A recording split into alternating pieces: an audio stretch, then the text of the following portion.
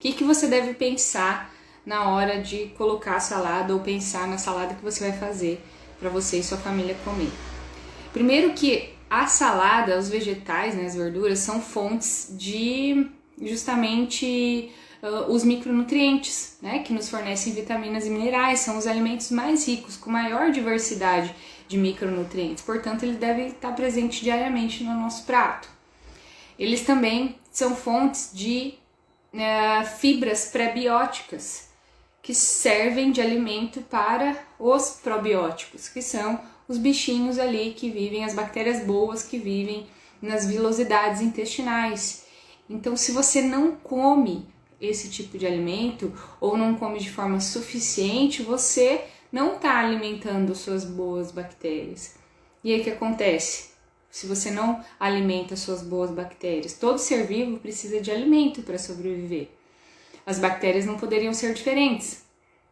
Então, se você não alimenta suas boas bactérias, você dá condição para as más bactérias dominarem o ambiente, que é a desbiose intestinal. Então, as fibras, nem todas as fibras são pré-bióticas, tá? Vão servir de alimento para os lactobacilos e bifidobactérias, mas muitas delas são bactérias probióticas. Talvez você já deva ter ouvido falar que comer a salada antes é importante, né? E de fato, durante algum tempo na minha vida, mesmo sendo nutricionista, eu achava que não era tão importante assim comer a salada antes. Mas qual que é o principal porém quando você come a salada antes? E tem estudos mostrando isso, né? Quando você come a salada antes, quando você come a salada durante, quando você come a salada depois. Mesmo que o prato de comida tenha a mesma composição, o impacto do alimento em termos de níveis de elevação de insulina é diferente. Tá? Então, toda vez que nós comemos carboidratos, o pâncreas vai fabricar insulina. Se você não tem diabetes tipo 2, é isso que acontece. Então, seu pâncreas vai fabricar insulina, que é um hormônio que pega a glicose, que é o açúcar do alimento, e coloca para dentro da célula para ser utilizado como energia. Então, se você não tem diabetes tipo 2, é isso que acontece. Só que a gente pode ter uma alta secreção de insulina e uma secreção de insulina normal. E o que a gente quer? Uma secreção de insulina normal.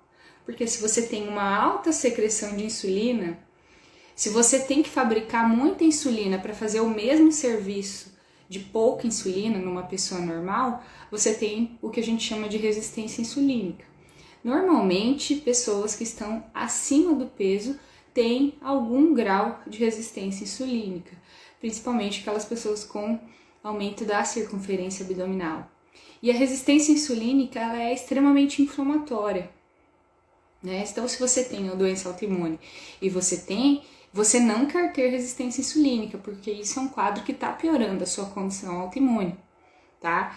Se você tem excesso de peso, provavelmente você tem algum grau, mas se você não tem excesso de peso,